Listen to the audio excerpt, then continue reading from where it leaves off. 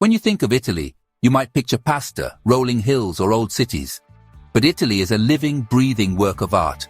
Every town square tells a story about human feelings carved in stone and painted on canvas. Italian art is a peek into the soul, a language of strong feelings. These artists were rebels, thinkers, and storytellers, pouring their lives into something that would last forever. To understand their art, you have to sense the big dreams they had. It's a trip into what it means to be human. We'll meet the big names: Leonardo, Michelangelo, Raphael, Caravaggio, names that people remember.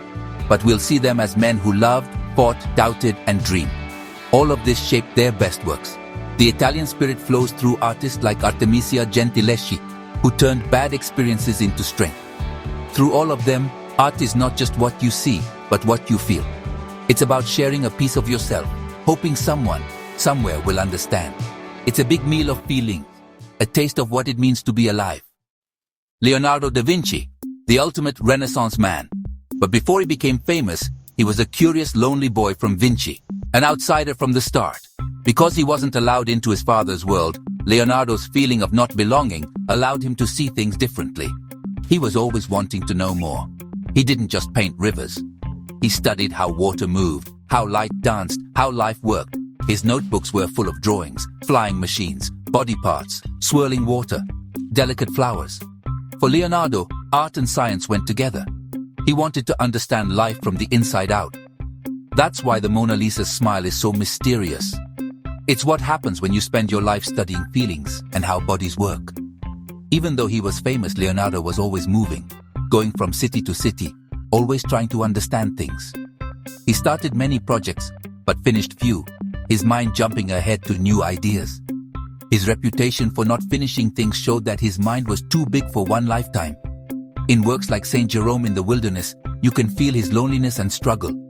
His art is like a diary of his search. Leonardo's lasting impact is how he mixed looking closely with feeling.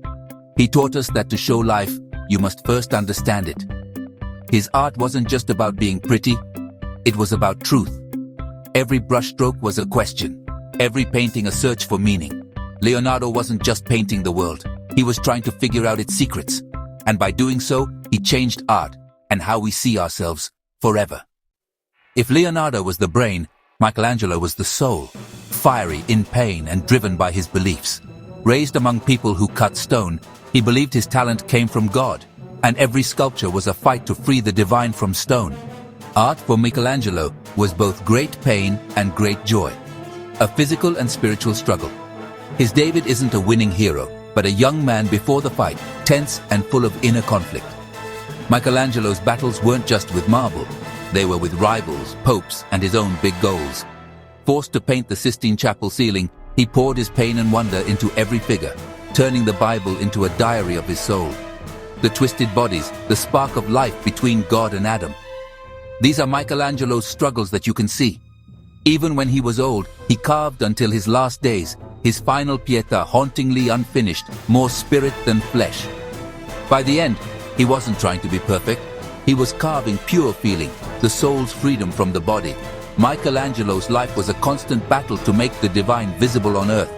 His art shows the power of struggle, belief, and strong passion. He showed us that greatness comes from fighting, not from being comfortable. Every mark from his chisel is a cry for meaning. In Michelangelo's hands, stone became living flesh, and pain became beauty. His lasting impact is the pure joy of creating itself. Through his work, we see the divine inside all of us.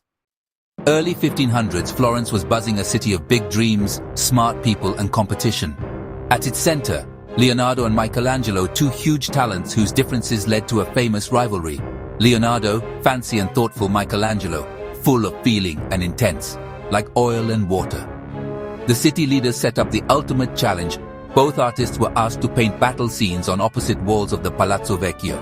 Leonardo's swirling mess, Michelangelo's strong energy, each tried to do better than the other. Neither finished. Leonardo's experiment didn't work. Michelangelo was called away, but their unfinished drawings became the school of the world, studied by every young artist.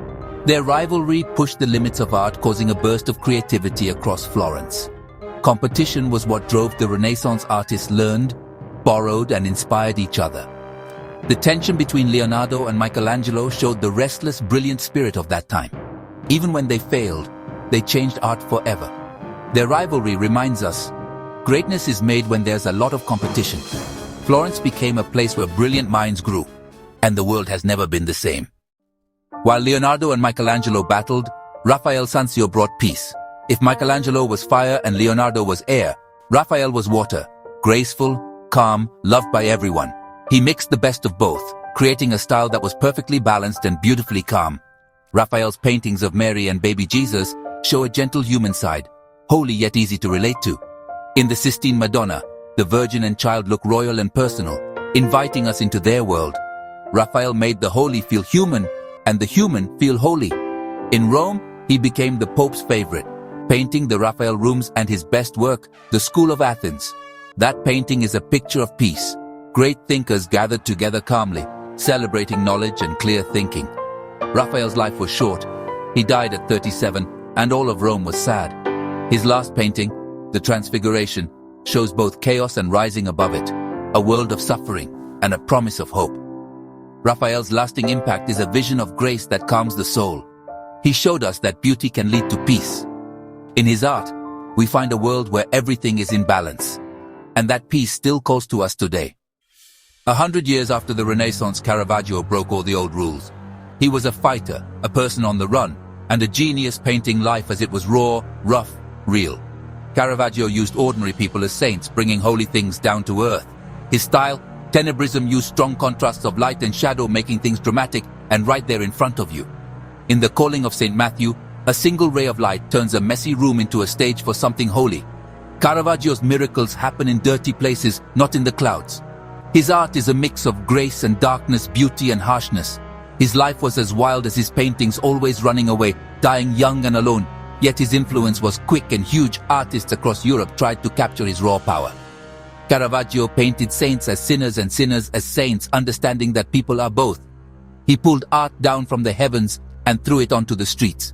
By doing so, he changed art forever.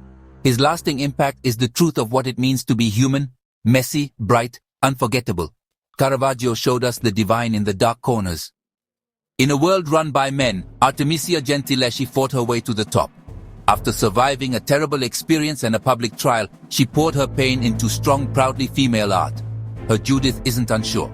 She's strong, determined, carrying out justice with a firm hand. Artemisia's paintings are powerful and raw, her heroines fierce and real. She mastered Caravaggio's dramatic light, but added her own deep understanding of people's minds. In her self-portraits, she's not just someone to be looked at.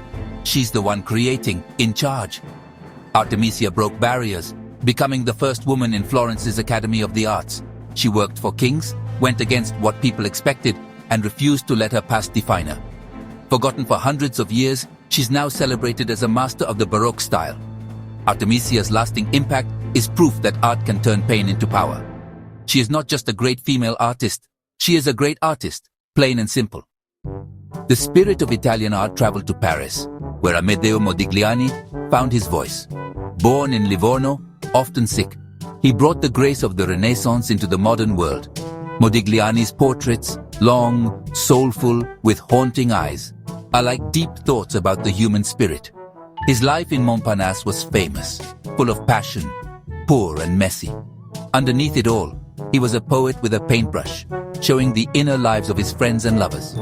His muse, Jeanne Hébuterne, inspired his most gentle works, full of love, but with a shadow of sadness. Modigliani painted against time, desperate to capture beauty before it disappeared. He died young and without money. Jeanne followed him in heartbreak. Today, his art connects old grace and modern feelings, a timeless way of showing beautiful sadness. Modigliani reminds us that art is both a celebration and a sad song. His portraits are windows into the soul. From the hills of Tuscany to the cafes of Paris, Italian art is a journey of the heart. The artists we've met, Leonardo, Michelangelo, Raphael, Caravaggio, Artemisia, Modigliani, are all connected by one belief. Art must come from deep, true feelings. Their struggles and triumphs are things everyone can understand.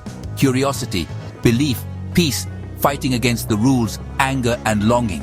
Their art lasts because it shows what it means to be human. Millions still travel to see their best works, looking for connection and meaning. In a fast world, this art makes us slow down, asks us to feel, and reminds us that we are all human. The lasting impact of these masters lives on in every artist and in all of us who look for beauty and truth. Art is not just a nice extra. It's something humans need, a way to understand our world. The sound of the Italian heart is the sound of our own. As long as we listen, it will inspire and move us.